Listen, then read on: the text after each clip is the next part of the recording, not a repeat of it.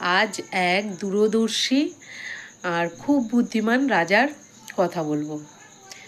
তিনি খুবই বুদ্ধিমান এবং খুব দূরদর্শী এবং খুব কৌতূহলী ছিলেন যে তার দেশের বা তার রাজসভার কর্মচারীরা তার দেশকে আগিয়ে নিয়ে যাওয়ার জন্যে, দেশকে উন্নত করবার জন্যে কতটা সময় ব্যয় করে সেইগুলো পরীক্ষা করার জন্যে তিনি একটা বুদ্ধি বের করলেন, একটা ব্যবস্থা করলেন।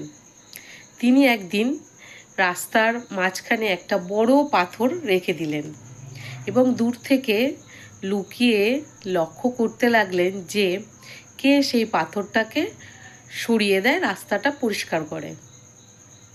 তো অনেকক্ষণ তিনি লুকিয়ে রইলেন আড়ালে, আর দেখলেন তার রাজসভার কর্মচারীরা, কিছু ধনী বণিক, আরও অনেক তার চেনা জানা লোকেরা রাস্তা থেকে গেলেন, কিন্তু পাথরটা পাশ কাটিয়ে চলে গেলেন, কেউ সেটাকে সরালো না। আবার তার কিছু কিছু লোক, তার রাজকর্মচারীর মধ্যেই কিছু লোক, মানে তার কর্মচারী কিছু মানুষ বললেন, মানে রাজার আবার বদনাম করলেন যে রাজা ঠিকমতো কাজকর্ম করছে না, রাস্তার কি অবস্থা দেখো। তিনি শুনলেন সবই, ভাবছেন কি অবস্থা দেখো, তার কর্মচারীরাই এসব করছেন। কিছুক্ষণ পরে এক কৃষক সেখান থেকে যাচ্ছিল, তার পিঠে অনেক সবজির বোঝা নিয়ে। যেতে সে দেখলো যে রাস্তার মধ্যে একটা বড় পাথর পড়ে আছে। তখন সে তার বোঝাটাকে চেপে ধরে খুব কষ্টে অনেকক্ষণ চেষ্টা করে পাথরটাকে সরালো। পাথরটা সরানোর পর কৃষক একটা ব্যাগ দেখতে পেল।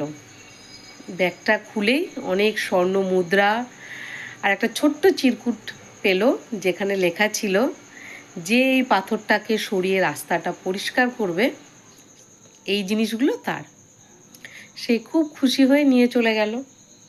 তার মানে হলো, আমাদের চলার পথে যদি কোনো বাধা আসে, সেটাকে এড়িয়ে নয়, সেটাকে কি করে পরিষ্কার করে সরানো যায়, বাধাটাকে কাটিয়ে ওঠা যায়, সেটাই করা দরকার।